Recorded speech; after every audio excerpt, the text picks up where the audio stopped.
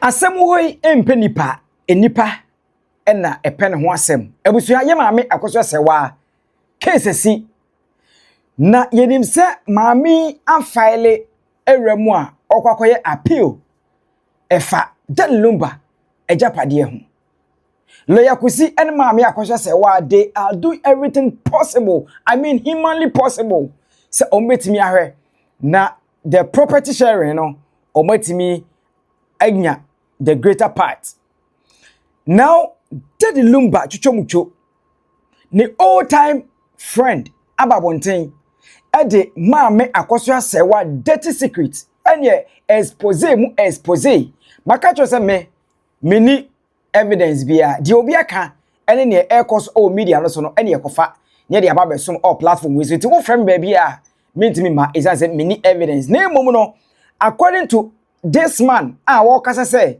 Woni Maame Akosua ni secret pa enye ensem bi nipa bi enteda na empi abonteda no onu onim na abusua ene wo kaye din komo na ma ola wo ye adwuma o Neat FM ene despite company ni ba ko anase ne radio stations ni bi ola din ba mu na eye di asem abusua enipa hu kame ho na yegura mu na mesre bia wo bia no wo like video no e share link no ema me afei o drop your comment ekmani ebeje ho pa yenwemu na yentie the old time friend of that LUMBA expose a wababonte se Maame Akosua Serwaaa anye careful a obe expose no join me ni yentie nkomo no ameno respect kakra me de mano because oye LUMBA oni LUMBA womba enye sanka manche hine me ensema minimum maame ne ho no se me kase me di gu ho a anhwe obe no mpoti amranche hine ni edikan won Ola William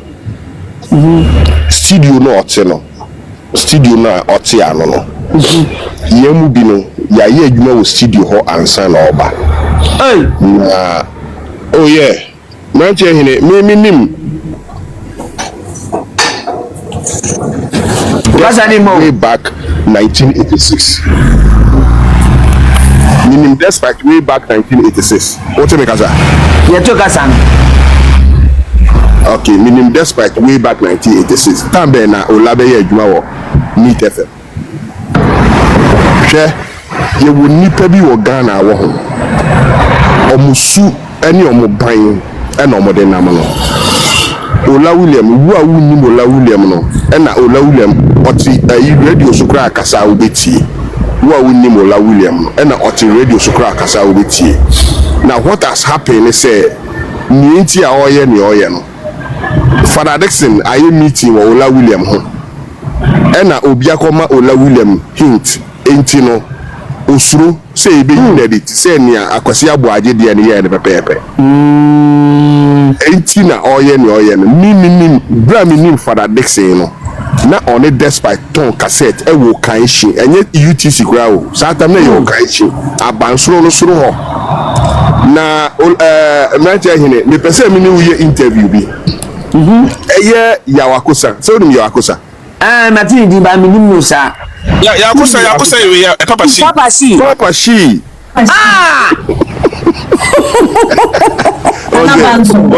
oze uni papa shi din di yawakosa waye video bi a ode maame bi atena ne nchen a ose maame no ono na oton LUMBA cassette na papa shi unya 50 years ye LUMBA ye yakwa kantum ye release no 89 me 89 na me ye adwuma wo unit ne kura na me sha papa shi ehu LUMBA no ye late 90s eba early 2000 na papa shi ehu LUMBA ukobisa upas ma meka ekobisa slimbasta papa shi onye LUMBA danfo sebe mi ami wo hoyi me first car me toye be de NSEMSEM ye yaka kwentu mu nyom no na to first car ana ni LUMBA ya djuma chei se what say yes LUMBA efi sata not dome ni fi ho dome bra ofi dome eba na ye ba danfo bi he wo circle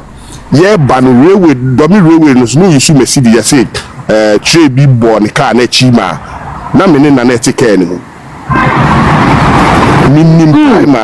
minim time LUMBA starting anyem na beto asase de ma no but minim time o starting see ni Tantra Hill die no enti ya wakosa see oni woman bia ye interview o si woman no on na you ne betie ne dia me pese ya wakosa ebebo woman ni din because Papa Shee woman yes Papa Shee opa me hwe video na be asen no na ye video no okay me pese me no ye interview me pese me expose Papa Shee big time because time all kasa asem no 89 na Papa Shee wa now how many years bra you release ye aka kwencho now Papa Shee wa how many years enu twemu a o si maame na no tene nche na maame ne ma ni sika 400 or ko high dan time ben on chire year the date no me see this video me expose Papa Shee big time we was we jini minister ambassador na ya fa sa adwen no ye be expose Papa Shee ma Ghana fo nyina we Papa Shee yo troko me ni lumba 19 ye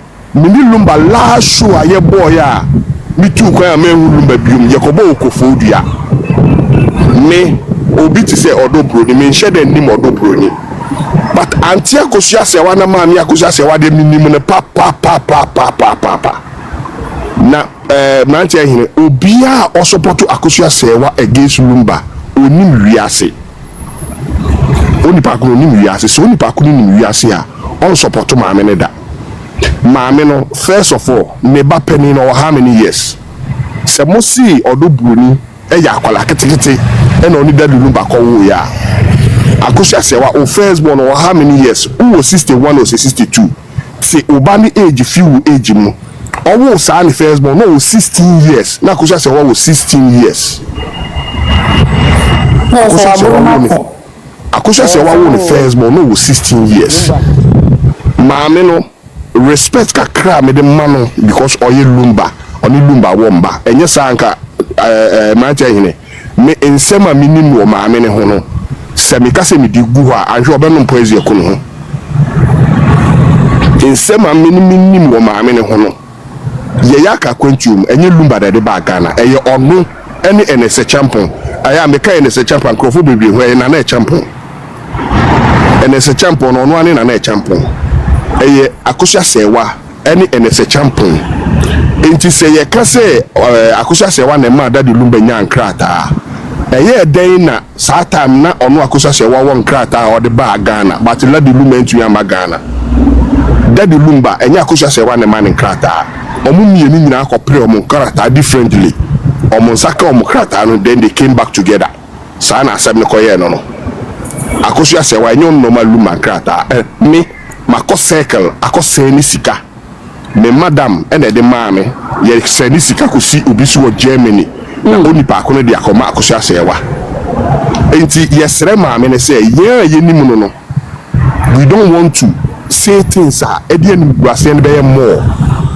but na me twen say ye be see lumba wie me ka kire sel ambassador say me pese me kan bi before say ye be see lumba but if it's a miracle no say Maame no enya niema na oye na hwe ye be prepare docket court bi obeko bia ye docket ne be court akoto atwen no say sa no pen no dia me minister ambassador ye be prepare docket because we know every single thing hwe ya wakosa oba be dancer no enye ambassador mo na kire na asa sa time be bia ye wo me wadabraka no na ohwe alesofoli aya Papa Shee preku Papa Shee me sa Papa Shee din me pese me bo because em time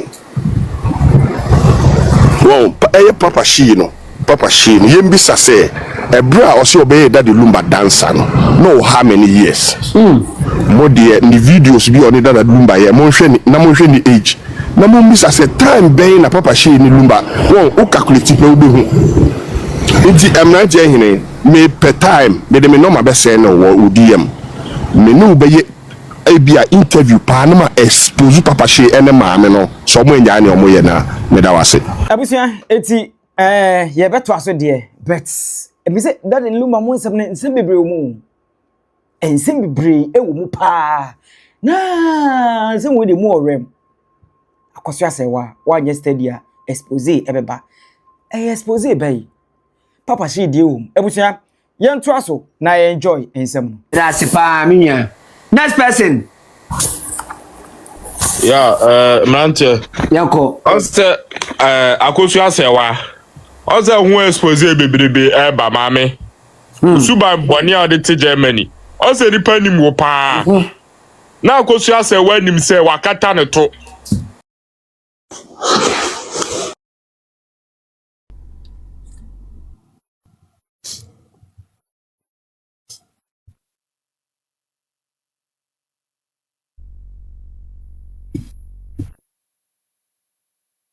che wanu asem ni ba ku we yesai 36 minutes o ba ku ye 1 minute ba ku so 11 minutes che we 1 minute je na me boy no after me bobo 11 me wi ma ko 36 de me de besi wo me de tell ma sheda me bobo 11 ne de a che hweti wanu asem me bobo a che Istola ohima let's show you answer pa kwasia please you have minutes now what website question me game and guys sorry but hold on power tap why mon power tap okay Ola so kind of understanding why she awarded Odo Bronii to as a wife. No evidence in the that is first one. The second one, the videos that are circulating about almost signing civil courts, marriage, Germany, was it tendered in court as an evidence? And the man tendered was an evidence. So, Germany. I think that one, I read a paragraph on that video thing. I'll find it soon. But hey, Joe, bet me answer the first question. Okay. So I think in respect of the video, it was not part of the evidence because after putting down the certificate. Yeah, me say Ola Mike oya kwasia. Me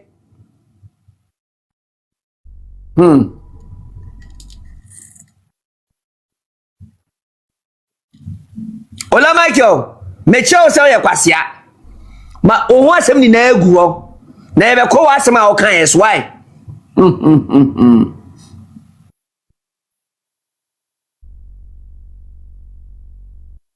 Wo ene waba ebe kan che obetu ase. Uni obetu an obetu akwa we krasini. Obetu anya credible. Wanu asem oba eye kwinema ho no. Unu obetu adi nkomo obetu hypo se wo be interview one eye kan say kwase na obo ezi enyum no na mom yen koso ni ti asem kwasiafo Disappointed in the system, no. The only time for nothing at all, cry. Yo, Right from the day. we drum pie.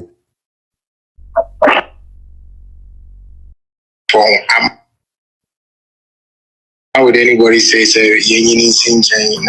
Abusua muntie audio we ye Ola Mike ababontere a wodi di obetu atem ogu obetu animu ase wodi obetu ayese abofre bi no wa ma obi ahu se obetu a sebio wo ye kwasea Ola Mike egu obetu animu ase se obetu anya credible na obetu a mu amukoti obetu no mu ya chimifuo na muntie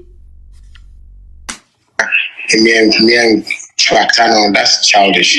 Okay. And yes, childish the idea ba obetu a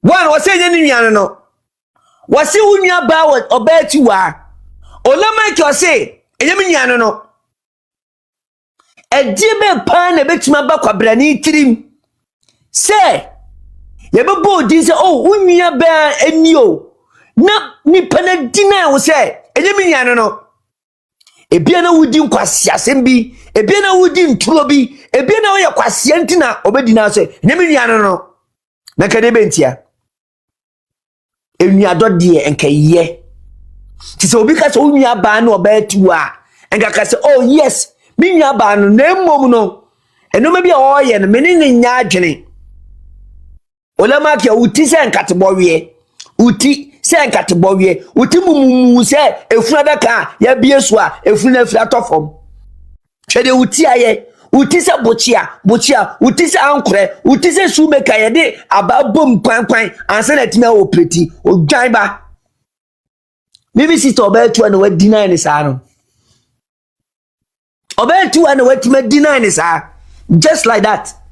Say enyo nua no. Aro ya aboa na. Obetu wa ya aboa. Obetu wa ya aboa. E ya dwumponi na kuta na onya aboa. Nipa de eke nipa. Enka jinitum. En deny ni say enye ni nua enyo nua no. Wo ya kwasia be ma wate. Odwan. Wanim se funu adaka. Munti asem wakachi obetu a.